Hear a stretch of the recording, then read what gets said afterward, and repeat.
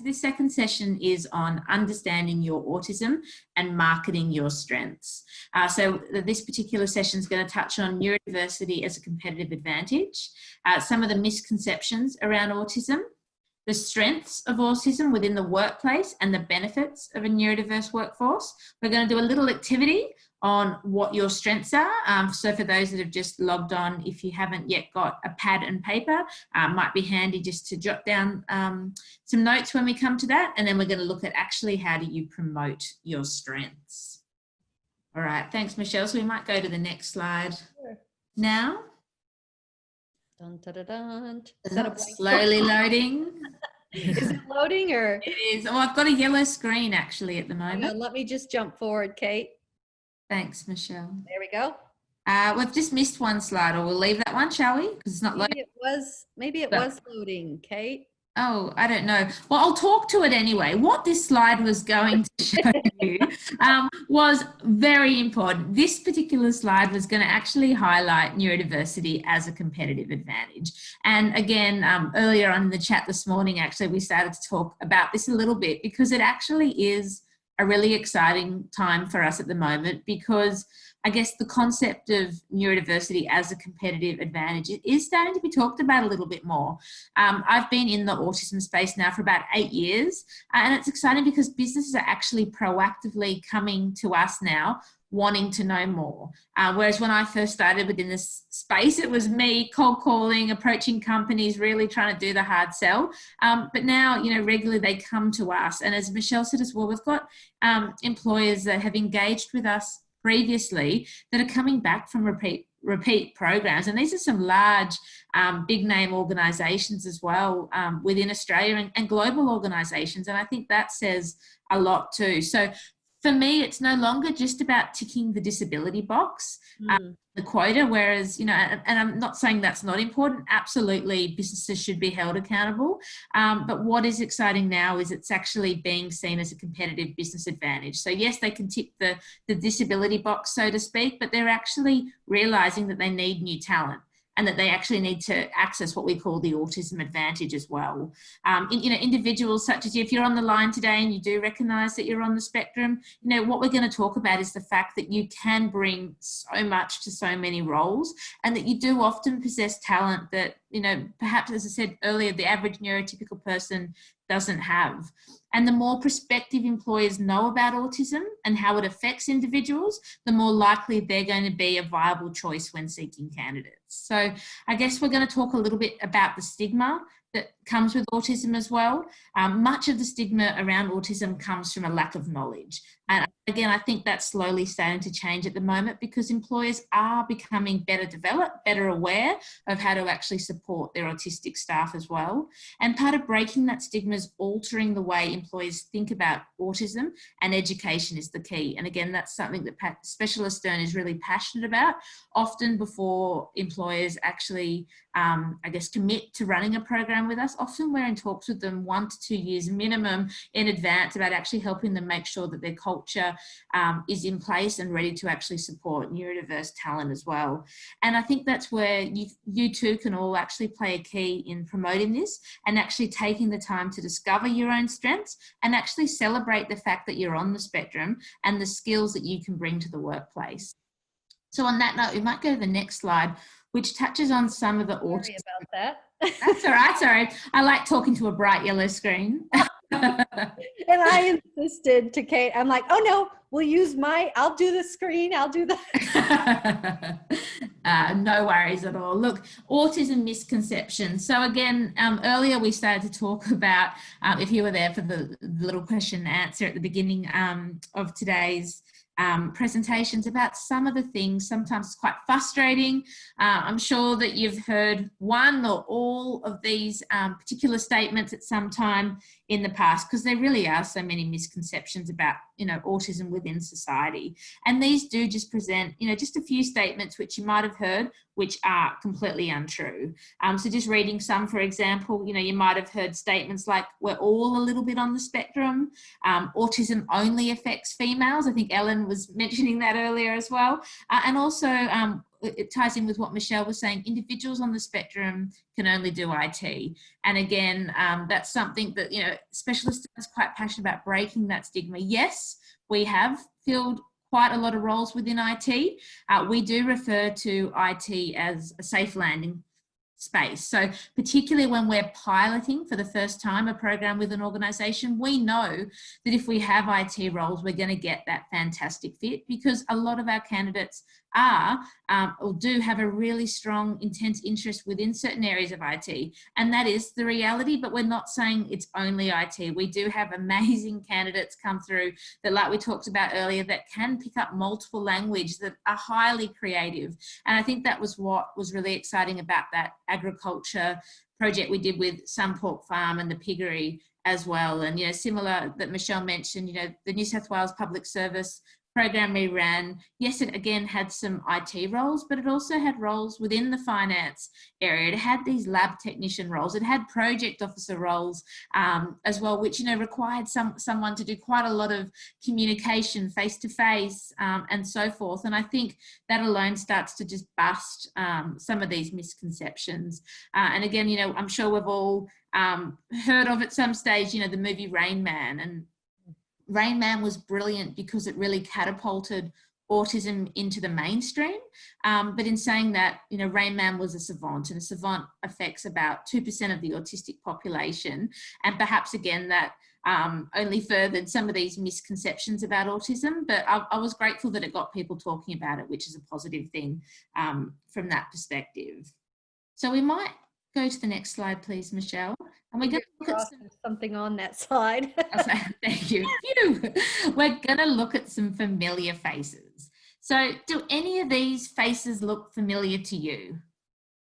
I'll be honest, I knew most of them, but there was one down there that surprised me. The creator of Pikachu, Michelle, actually enlightened me about that yesterday. But what I particularly love about looking at these faces is just how broad, I guess, the reach and what they're famous for. And again, that just highlights the fact that individuals on the spectrum aren't categorized to one particular box. You know, you might recognize some faces like Albert Einstein, Bill Gates, Tim Burton, Hannah Gatsby, so a famous comedian here, and more publicly and more recently, Greta Thunberg as well.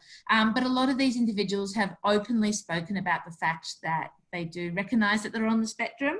And interestingly, even though autism itself didn't become mainstream as far as a diagnosis until well into the 20th century, it is thought that, you know, individuals such as perhaps Mozart or even Andy Warhol as well were perhaps on the spectrum. So this isn't a new thing either. So we might go to the next slide, please. I'm just offering a bottle of hand sanitizer, the first person that types all of those people in. No pressure. There we go. Autistic strengths. So this is why you're all here today, to really, I guess, hopefully for yourselves to actually start to untap some of your particular strengths as well. So Specialisterne, we come from a positive perspective. We really celebrate the strengths that individuals on the spectrum can bring to the workplace. And there are so many strengths. And again, we don't want to pigeonhole people. So again, these are just some stereotypical examples of some of the strengths individuals might have. You might be reading some of these and going, yes, no, that's right. You've met one person on the spectrum, you've met just one person. But we do find that some of these particular strengths that are highlighted here stereotypically do match a lot of the individuals that we support. So I guess, again, part of the work that we do is really trying to help individuals such as yourself and employers to really understand, embrace and celebrate the different ways of thinking. And this is what we believe, in the right environment and the right culture. This is when, you know, we can truly harness the values of an autistic mind. So some of the examples here that you might see, you know, individuals on the spectrum often, and not always, but often display strong attention to detail, perhaps observational and visual skills as well. But then, you know, we can see that creativity at the bottom there as well. And that can be such an amazing, I guess, bonus within the workplace if someone's got those skills to give as well. And so the benefits, so if we go to the next slide, yep. You might be thinking, well, how can I then transition these strengths that I particularly have? Sorry, Kate, Go back. There we Yeah, go. thank you. So how can I actually use and harness these strengths that I have within the workplace? And again, I spoke earlier on about that competitive business advantage. So the fact that there's going to be these benefits to businesses for tapping into autistic talent. So again, here you can just see some of the examples. So improved communication and management for the team. It encourages innovative thinking styles, problem solving. Employers gain loyal, honest and skilled staff, and it also improves the diversity and workplace culture within the organisation as a whole. And I spoke earlier when Michelle was in session 1, I was saying, the fact that a lot of these employers that we work with, they're taking on these individuals and they often don't leave. So part of the work that we do, at least when we run these initial programs, is we try and identify roles that are perhaps hard to fill, where the employers aren't finding the right talent, or perhaps as well they've got that high turnover. Perhaps they're quite repetitive in nature and the average individual perhaps burns out or just grows tired of it after a while. But we refer to that as a safe landing space, a role where we find stereotypically a lot of the individuals we support are quite happy to transition into these roles, and where the average neurotypical individual might burn out and want to move on, we often find that the individuals we support are happy to stay in that role long term before eventually moving, because they do, you do come into a routine.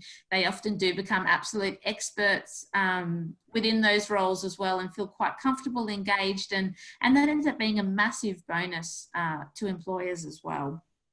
Also, Kate, I was just thinking of ABS. When we ran a program at ABS, suddenly this idea of promoting autism, but also this idea of acceptance and inclusion. So after we ran the program, so many APS employees felt like they could finally disclose. So that's another not intended benefit, but it's sort of happened as a result 100%. Of our program. Yeah, and it's part of what we say as well, is that what we're talking about in the education and training piece, it's not rocket science, and it's what any good manager really should be doing for their team, regardless of whether someone's neurodiverse or on the spectrum. But it is about taking the time to actually understand your team, understand that everyone has a different preference in the way in which they prefer to communicate. We all perhaps process information differently, and you can't expect that everyone in your team is going to work in the same way. So a really good manager does take the time to appreciate that their team is diverse. So what we're training them in and what we're preaching, so to speak, can be applied across any role and within any team with such great results. And as Michelle said, that's one of the other really rewarding parts of when we do a training session. So often, and particularly I remember in a pre-COVID world, we deliver a session face-to-face, and there's always people guaranteed that would come up and approach us afterwards and saying, wow, thank you, I now feel confident to disclose, and they'll go and continue those chats. And we also have other people that go, wow, thank you, light bulb moment, that's me, and they're going to go off and get a diagnosis. So those flow-on effects for the organisation are so far-reaching. So it's really, really positive. And often individuals that come through our programs end up becoming ambassadors, because again, they learn and they genuinely believe that they do have these amazing skills and strengths, and they go on to inspire others as well. And again, if you watch or follow us on LinkedIn and Facebook, we're starting to share some of those amazing stories as well, where people are very happy to have their face and their story on social media because they are celebrating those strengths. And it's no longer something they've got to be afraid or to hide. And for many individuals that come through our program, this is the first time that they've actually been able to openly disclose that they're on the spectrum, and that is amazing, and such a weight lifted off their shoulders as well. Right, I might go to that next slide. All right, so we're going to look at shifting the mindset again. So this is a great little chart because it just shows you how simply we can think from a different perspective in order to see the positive. So perhaps for you in the past, you might have heard some of these particular expressions or statements that are in the left-hand column here. So first impressions, for example. So you might have heard, for example, someone say that you personally can come across as quite skeptical or negative, but this can actually be viewed as the individual being quite inquisitive. And from a work perspective, this might mean that you're actually quite good at problem solving or finding errors. Another example we have listed here is that perhaps some individuals might come across as quite pedantic, but where in fact they're actually quite detail orientated, and you might be good at following processes and procedures as well, which again is a really great talent to have. So it's just about flipping our perception, shifting that mindset, and instead of seeing things perhaps from that negative perspective, actually looking for what the strength is in that particular, I guess, first impression, and then transferring that to the job. And as you can see here, there's so many things that we can actually flip that perception, actually see that they're likely to be good, and everything listed there as well is such an asset to an employer to have within an organization, that ability to find errors, particularly in this COVID world, the ability to work independently as well, because you're not going to have employers with you side by side. That's an amazing talent to have. The ability to actually complete tasks, to see them through as well. No employer is going to complain about that. That's such a positive to know that you're reliable, that if they're going to actually give you work, that you're going to complete that work as well. So what I'm going to do next is actually show a really short video, which again just takes us that one step further, and it shows you how perception can be shifted when we think about the positives that being on the spectrum can actually bring to the workplace. Yep.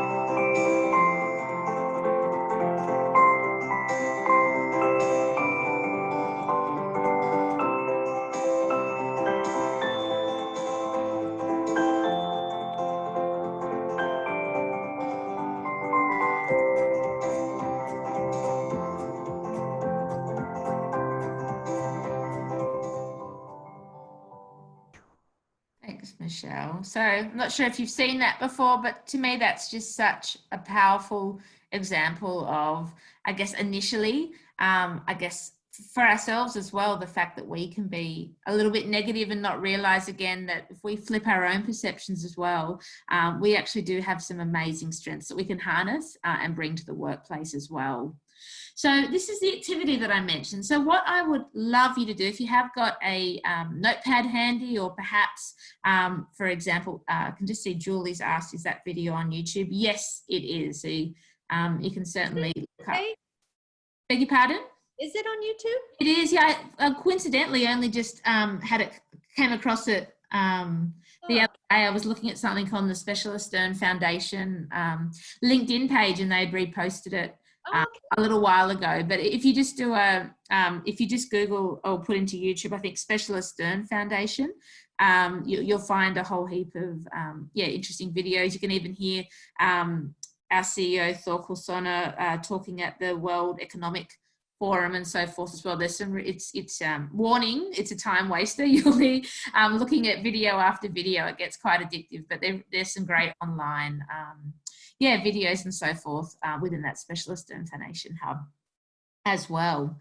So what we're going to do now is we're going to work on a little activity that's going to help you to identify your strengths, or at least start the ball rolling with starting to think about some things that you're good at.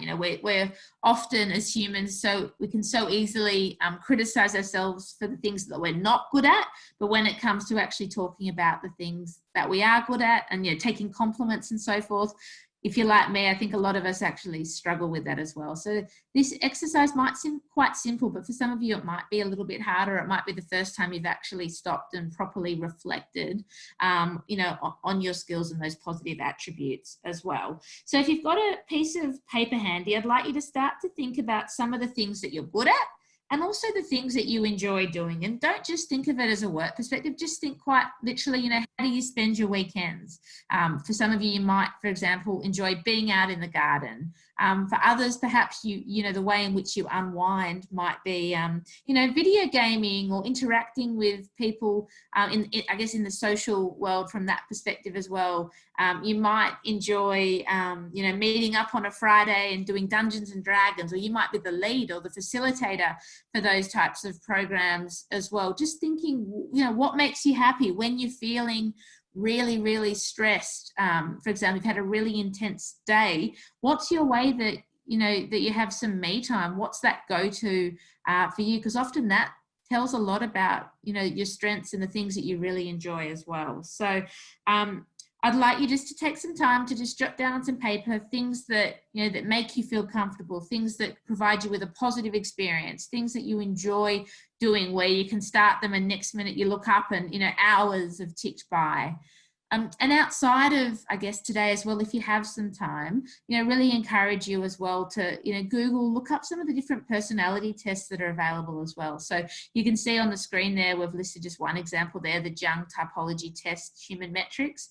But again, there's so many different types of, you know, tests or little quizzes that you can do. I find them really interesting and eye-opening as well. And, you know, and I find quite often they're quite accurate and really insightful as well, and a lot of them are free, so definitely something to do as some homework post today to take it a little bit further and to continue your journey about really understanding a lot more about you, your strengths, and a lot of those tests as well will actually provide you with some really great examples of the types of jobs that you might be compatible with as a result of how you've fared.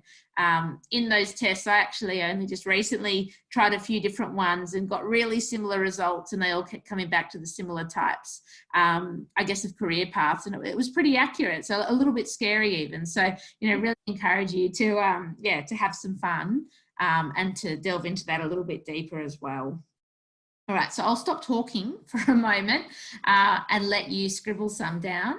We'll give you another perhaps 30 seconds. And then if anyone does, absolutely no pressure, but if anyone does want to share something that they've listed, if something's really jumped out for you, feel confident, you know, feel happy to switch on your mic and share. Or if you want to utilize that chat box as well, by all means, feel free to, you know, pop some different strengths that you have into there as well. I've got a bit of a list. It's Lizzie speaking. Hi, Lizzie. Go for it. I'd love to hear. Okay, so I love routine and things running in sequence. I like protocols and procedures. I have a background in aviation security too, so that sort of fitted in really well. I'm a problem isolator and solution finder. I'm loyal and honest and proactive, creative and great organizational skills. In my garden at the moment, this is like hobbies sort of area. Yeah. I'm creating a food forest. I really love exploring complex ceramic processes in depth, and then I can teach it to others. I sew clothes for myself and others. I've been sewing lots of masks lately, and I love baking biscuits and cakes. Wow, that's so broad. I mean, particularly those first few characteristics that you mentioned. What employer wouldn't want any of those? I mean, I think you'd be hard pressed to find someone that went, no, that's not for me. There's such strong transferable skills for the workplace. But then I love this other side that you do, you know, that you can connect with nature, and this food garden sounds amazing. And considering I can kill a cactus, you know, I think that's an amazing skill to have, and sewing and so forth. Again, you know, I have trouble sewing a button, but I think, you know, to have that creative side to you as well, and to realize that those particular strengths is amazing. So thank you for sharing those, Lizzie. I've got something to add. Yeah, I'd love to hear, Jonathan. All right, so I said I'm determined. Yes. I'm persistent. I'm willing. I'm very detail oriented. Adaptable to change. Flexible. Strive to be a perfectionist. And I can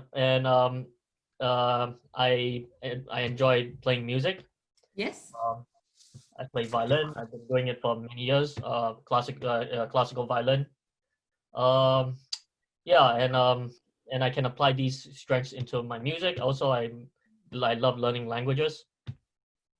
Yeah. Again, such broad skills, and again, a few of the things that you actually mentioned, and I think it's on the next slide. If we can move, please, to the next slide, Michelle. Sure. I think it's the chart. Excellent. So some things that you said, the first thing that you said, or one of the first things you said there, Jonathan, was perseverance.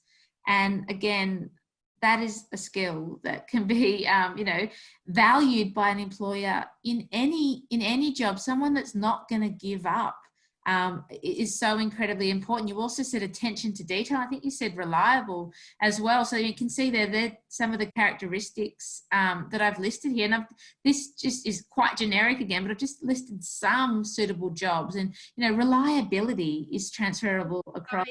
Oh, jumping the gun.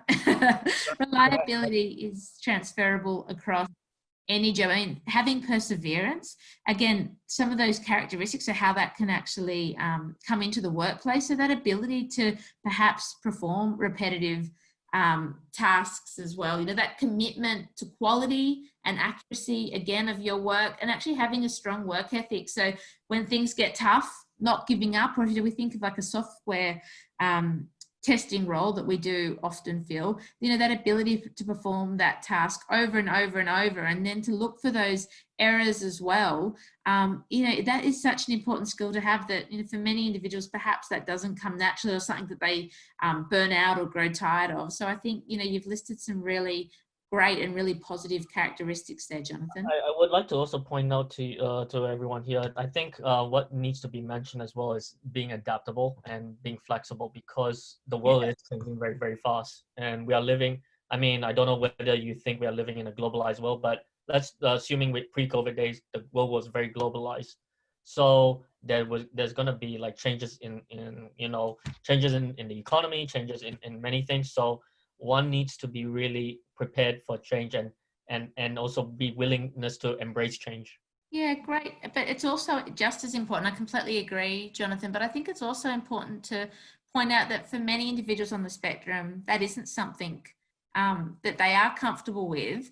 And we certainly don't necessarily expect everyone to change as well. And that's where it's so important, and why we put a lot of emphasis within our programs is to understand where everyone's strengths are, but perhaps areas where they do need a bit more support. And that's where we really coach and make sure we're supporting the employers as well, because not everyone is going to deal with change really well. I mean, you should see my calendar. I like to know exactly what I'm doing for the week ahead. And, you know, I've got to learn myself to be adaptable. But if someone suddenly you know, throws a surprise meeting on me or so forth, yeah, I've got to learn to be adaptable. We all have areas where we have strengths and areas where perhaps, yeah, we have other support. So I think as well, not to necessarily downplay if there are areas where perhaps you recognize that you do need a little bit of support. I think that's just as important to recognize as well. We're obviously really focusing on the strengths here today, but I really appreciate when I work with candidates where they can obviously articulate their strengths, but they're also not afraid to say, well, perhaps these are the areas where I do need a little bit more support.